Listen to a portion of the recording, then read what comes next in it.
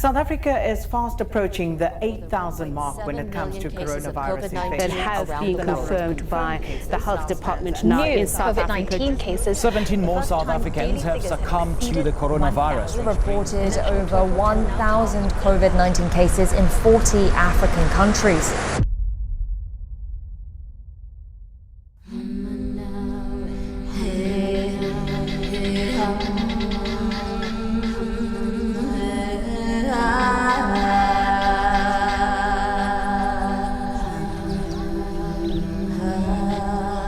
COVID-19 brought a major change in how we look at food.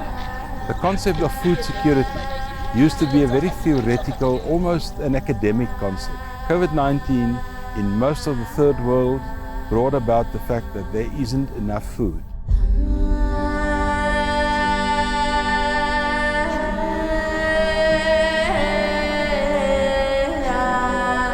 In any disaster situation, people are stretched beyond their ability. When it comes to any kind of disaster response, that is the first things that we look at. Are people safe? Do they have a safe place to stay? Do they have food? Do they have water? So that's a common thread that you can see runs through all kinds of disaster situations. And now with the COVID-19, in the weeks and months to come, we might see even a bigger knock-on effect because those basic needs won't be met. And we will have to do that. Someone will have to fill that gap in the market, or people need to do something else within their abilities to ensure that they do have food.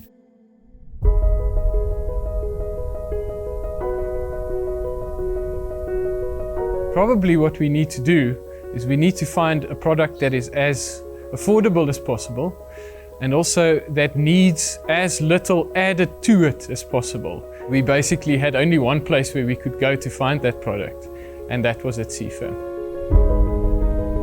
It started about 22 years ago with research that we did at the university. I started with postgraduate studies. It developed from a research group within the university up to 2007, if I remember correctly, when it spun out of the university as a commercial enterprise, and from then we've been driving it as CFAM Technologies, supplying quality extrusion equipment to Africa and the world. The Extrusion Sustainability Circle basically encompasses all the aspects of the whole industry around extrusion. So first of all, we sit with the natural resources, the grains that are being produced on the farm. Now for that grains to grow, we're getting the energy from the sun. So the sun effectively supplying us with the energy for the plants to grow. From there, that energy in the plant then goes to the processing plant where we supply the grains, and then it is processed and beneficiated into a more valuable product.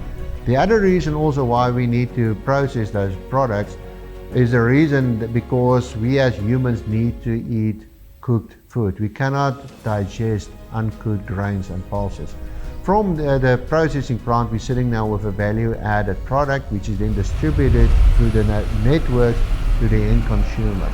So that is the whole process then effectively from energy flowing from the sun all the way into the grains, to the processing plant, through the distribution channel, to the food that in the end we eat. And we eat the food to get energy. So that's the energy flow. Now going backwards across that flow is the money flow stream. So that's the money that the end user pays to the distributor pays to the processing plant, and the processing plant buy the food once again, the raw materials from the farmer. And that creates that whole sustainability circle, which then just goes on and on.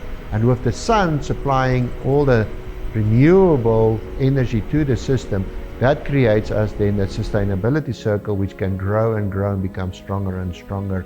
And that is also why a sustainability circle and the way looking at extrusion in overall can become a very important player in the economic revitalization of the developing world after COVID-19. Farming is all about management and the right management. And then again, you have to use what God gave you. And God gave you the sun. God gave you water and the soil. And if you have those circles to compete and to get your crop growing, And I'm on a no-tillage basis. And no-tillage is to have the microbes working for you, to have your soil drinking the water. So it's a new technique that started off in Argentina, and I think it's penetrating the whole world. And Africa is the perfect place because we have the best soils, we have good water as well. So we must just learn how to use this God-given soil, water and sun to create outcomes.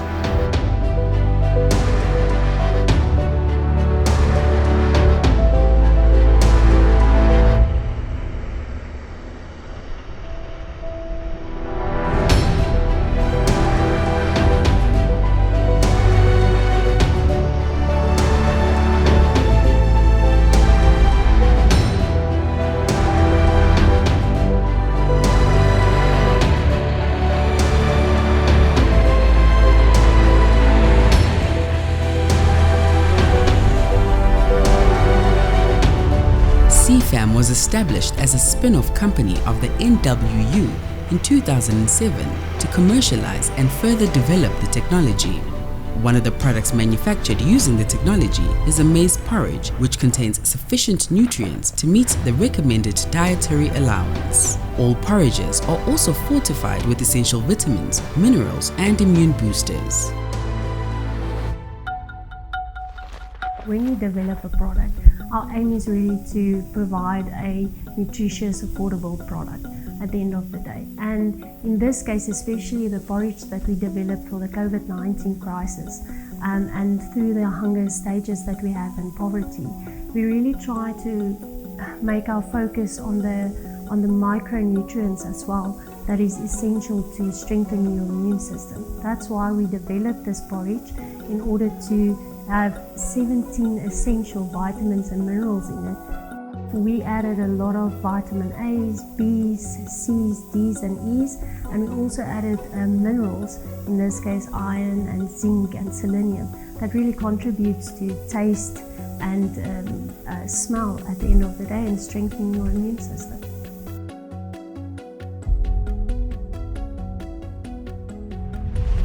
The porridge is fully cooked in an extrusion factory.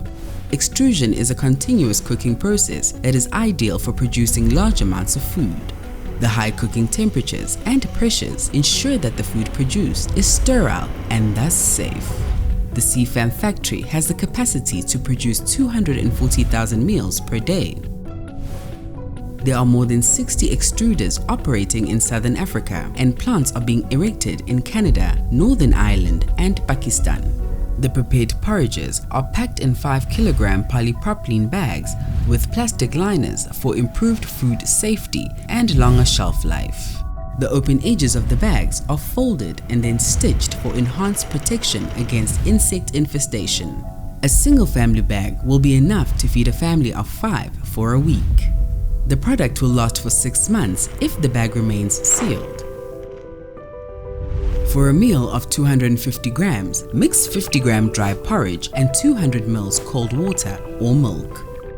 The cost of such a meal is only R1 and no additional cooking is needed.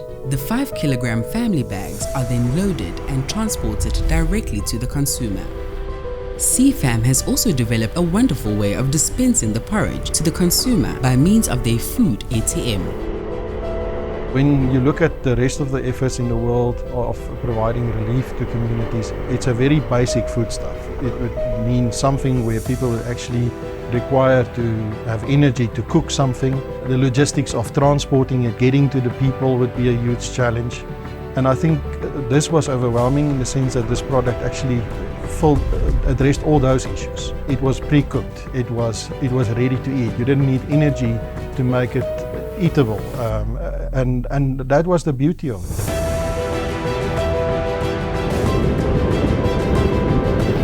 Kruger National Park is situated in a very poor part of South Africa.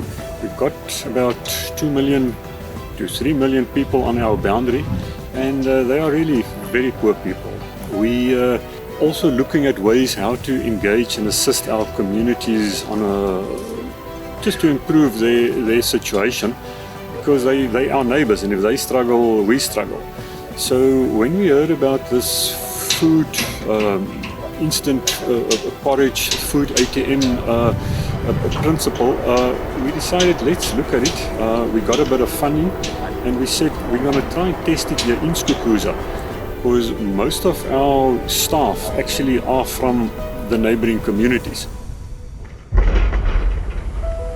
We believe that this is a solution, and that's why we developed it, so that you can help larger amounts of people without getting bogged down in the logistics of the operation. It turned out to be a good solution, a solution we've actually thought of a long time ago, but the opportunity didn't quite present itself to be so applicable to the current circumstances. It's always good fun when you've got this dream and this idea, and we as a team bring it to fruition. You actually see it work, so that makes it worthwhile. If it works here, if it is acceptable to our staff, if they like the taste of it and the concept works, then we can start rolling it out perhaps to our neighboring communities. The food is distributed with an e-coupon system. The e-coupon's unique number is sent via SMS to the cell phones of the persons that need to get the food. To manage social distancing, the recipient is also informed what time period to collect the food. The e-coupon is only active during the indicated period. Each coupon is validated before food is dispensed. It therefore cannot be used again. The recipients of the e-coupon food are registered on a database.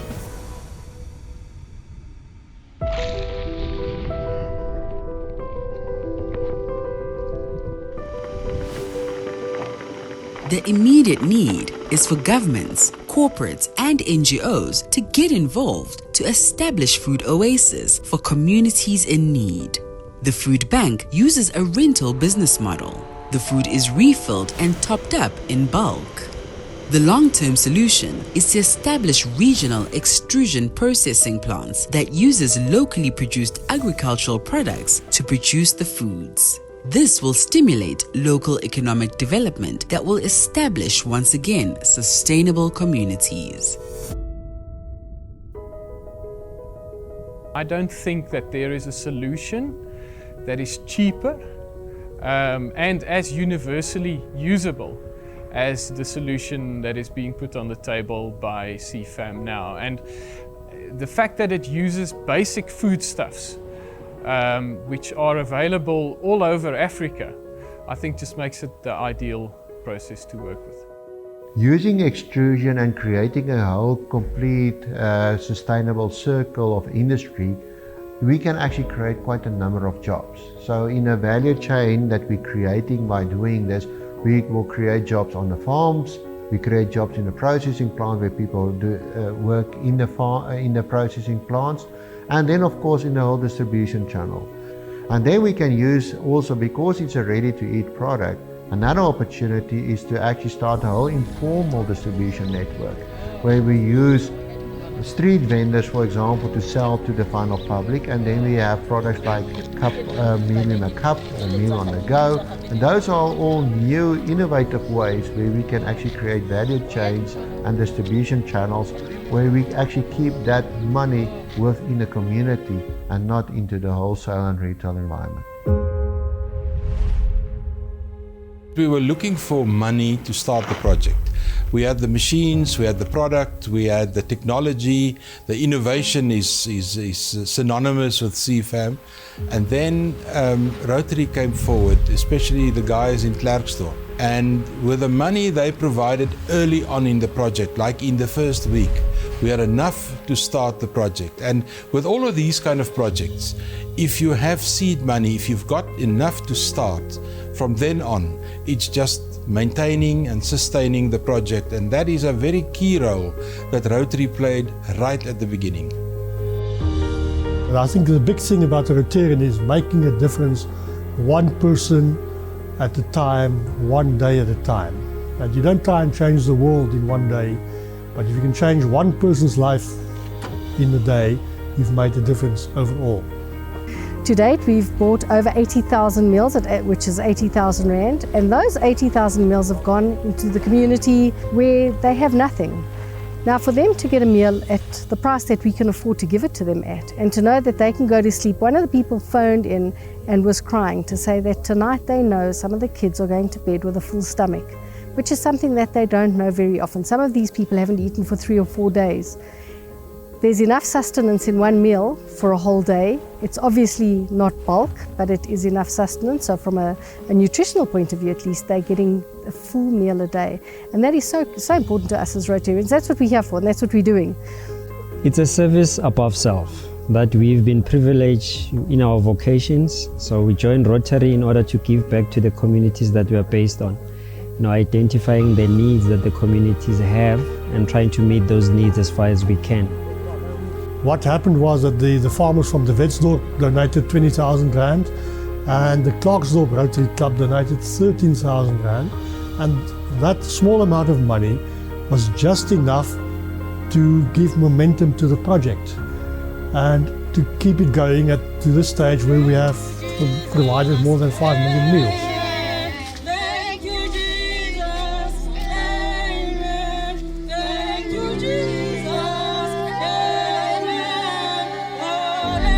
It's a priceless gesture to see a smile on somebody who receives a meal. Sometimes we encounter people that are saying, I didn't know where my next meal will come from. So just hearing that, it's a priceless feeling. I can't describe it.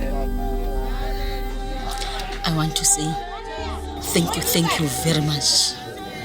They are God sent.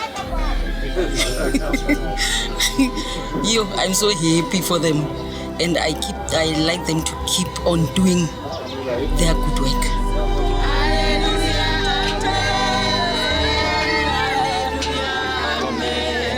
I have a community in Ikageng called Marikana.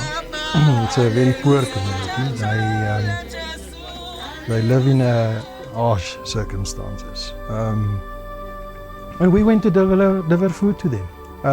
And coincidentally, it was 30 bags of CFAM porridge. And for me, to see the gratefulness there, if I talk about changing you as a person, those images and seeing where a small thing can make a whole world's difference in somebody's life.